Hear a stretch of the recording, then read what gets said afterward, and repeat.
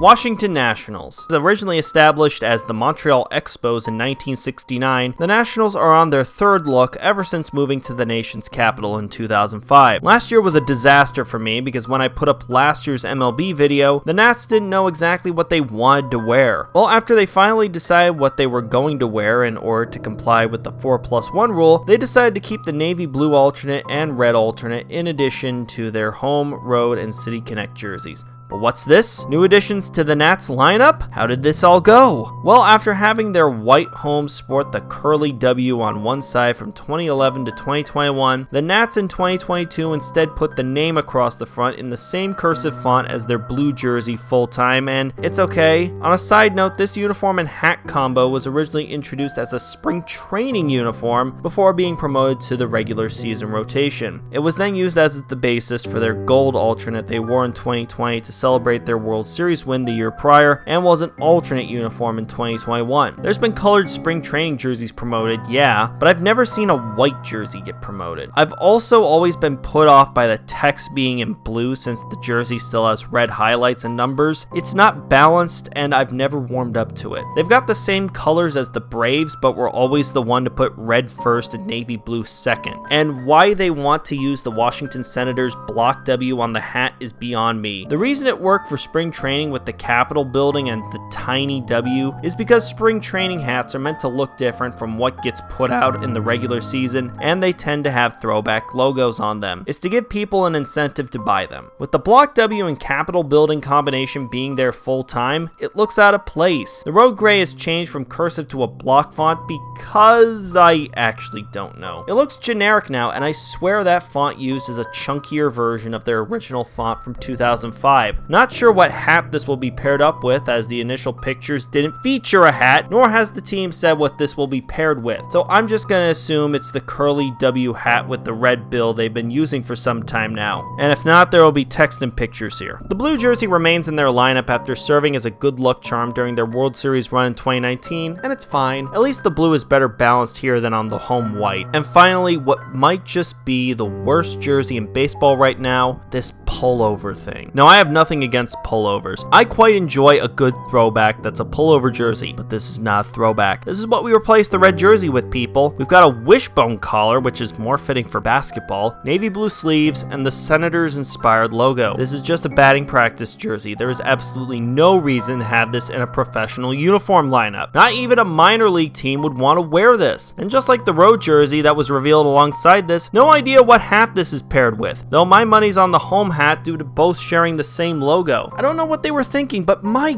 God! I found the Nats' new worst uniform. And finally, to close this out, the City Connect first introduced in 2022. I do understand why it's gray, because if it was white or red with the cherry blossoms, it looked like a Mother's Day or Valentine's Day jersey. The gray itself is dull, but it makes up for it with the cherry blossoms, which just pop on this jersey. Sadly, that's the best uniform in Washington's current lineup. But you know the worst part? They're dropping their City Connect after this year. I'm just as stunned as you are. What on God's green earth are the Nationals thinking? With the baffling decisions and absolutely asinine ideas lately, the Nationals are our first Great Britain. They truly have the worst uniforms in baseball today and are kicking their actually fantastic and even iconic looks to the curb. What an absolute shame. Thankfully, things will be better tomorrow when we take a look at the Miami Marlins.